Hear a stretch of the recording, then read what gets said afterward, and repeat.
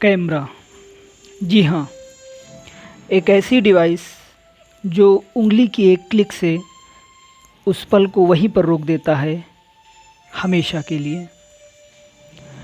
उस ठहरे हुए पल को आप तस्वीर भी कह सकते हैं। ये ठहरा हुआ पल कैसा भी हो सकता है, हंसता हुआ, रोता हुआ, शांत या फिर गंभीर।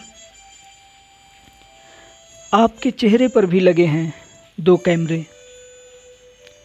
क्या ये कैमरा दिन भर जो देखते हैं वह सारा याद रखता है, सब कुछ समेट कर रख पाता होगा?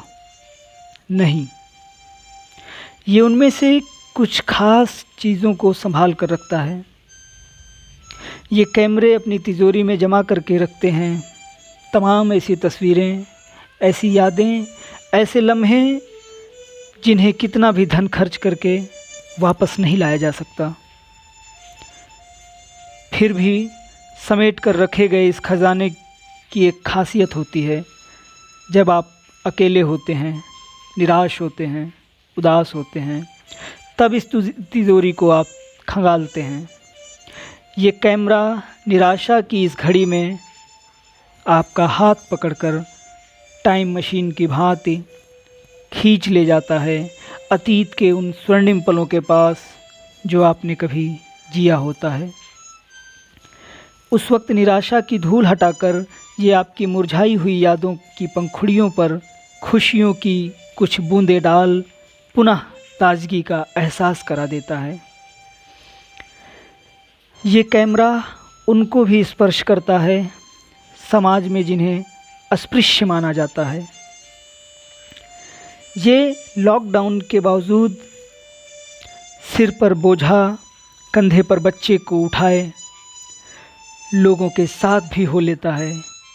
जहाँ रामायण, महाभारत और शक्तिमान देखने वाली नज़रें शायद नहीं पहुँच पाती, ये उस पूर्वोत्तर भारत की लड़की के पास भी पहुँच जाता है जिस पर कोरोना कहकर थूक दिया जाता है मनुष्य की शक्ल वाले किसी जानवर द्वारा।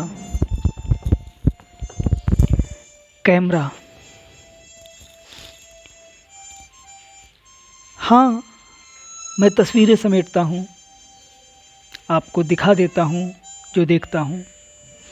आप भी बहुत सी तस्वीरें कैद करते हैं, लेकिन फ़र्क इतना है कि मैं महसूस नहीं कर सकता और आप महसूस कर सकते हैं। इसलिए शायद मैं रील हूँ और आप रियल।